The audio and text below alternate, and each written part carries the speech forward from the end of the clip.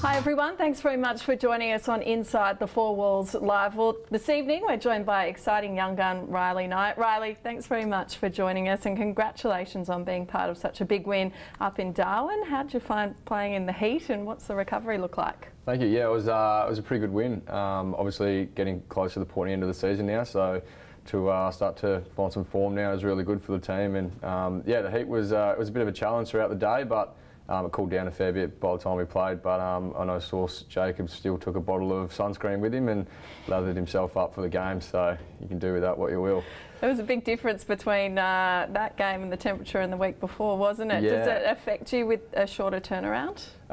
It will this week a little bit. A lot of the boys are a little bit more fatigued coming into the early part of this week, but the club have put in a lot more protocols this week for recovery, so it shouldn't have too much of an effect leading into Friday night's game. You seem to have really settled in the AFL side after some injuries and also some time then in the SAMFL. How are you enjoying your footy at the moment? Yeah, it's really good, obviously, to get some continuity back with my footy. I mean, the more exposure I get at the AFL level, the better that my performance will get, I guess. So yeah, it's been great to be able to stay up there for a while now, and obviously building towards the end of the year, which will be good, and hopefully stay in and we'll get some finals footy under the belt, which would be nice. Two things that you certainly bring to the side are huge aggression and lots of energy. Is that something that you really work at, or it just comes naturally? I think for myself it just comes naturally. I like to play the game on the edge, and the energy and the passion that sometimes the supporters will see out on the ground stems from that. So yeah, it's always good. I'll try and give some energy to the boys when I come to the side, so that's the main thing I try and bring. You've also been pretty versatile as well, playing different roles in the midfield, up forward, also the tagging role on Jason Johannesson. What's your preference?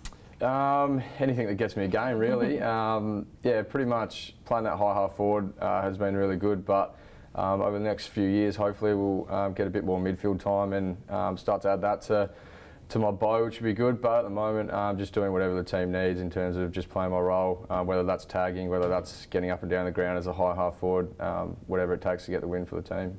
I understand you had a pretty good view of Charlie's hanger in Darwin on the interchange bench, and may have even had a celebration of your own. Yeah, let's just say there's no vision that's coming out of that, otherwise could be in a bit of trouble. But yeah, got a great view of it, and was pretty happy for my mate taking a good hanger like that. So come on, give us something. Oh, there was a little bit of a dance, kind of a bit of energy coming out, so yeah, that's as far as I'll go into it. I think people will be doing their utmost to track down that vision now that it's been brought to our attention.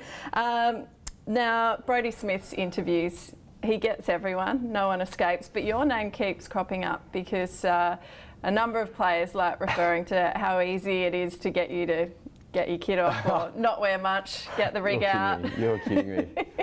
Is that the case? Oh, that's definitely not the case. No, Brodie's one that loves to get it off as well, so I'm surprised he hasn't been stung with that yet. But I did see you at an 80s party a couple of weeks ago, and you didn't have much on. It was Crocodile Dundee. Yeah, I think that was just part of the kit. If I wore a shirt with that, it probably wouldn't have quite pulled it off, but that was a good night, that one. It sure was. Now, a huge Friday night game against Geelong this coming week. How are you feeling?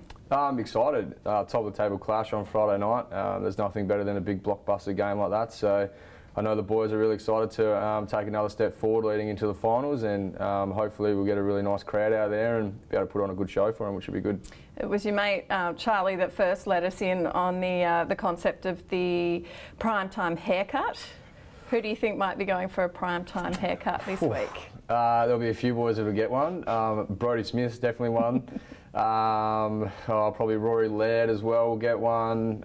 Mitch McGovern, and Charlie will probably get a sharpen up as well, I reckon. What about yourself? I won't be getting a haircut. No, I had one last week, so that'll do me for the month. All right, well, it's been great talking, Riley. Thanks very much, and best of luck on Friday. Thank you very much. And just a reminder to you at home that we will be live at 5:55 tomorrow for Team Selection Live. Make sure you tune in.